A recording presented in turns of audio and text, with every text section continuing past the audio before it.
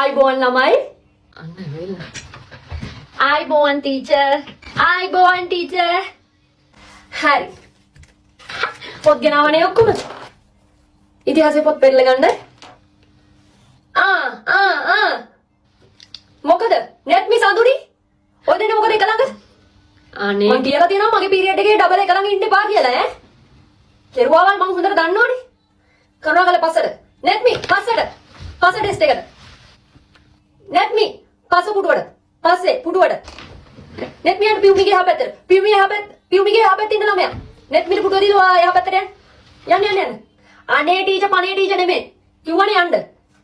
කියලා තියෙනවා දෙන්නට ඈ. කියලානේ තියෙන්නේ ඉන්න එපා කියලා. නෝනා හමුලා දෙන්න. හරි.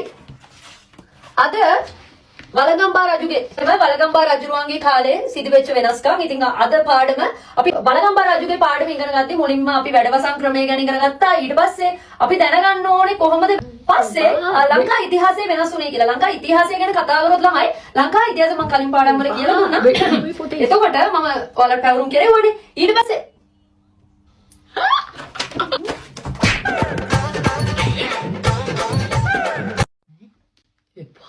එපා මගේ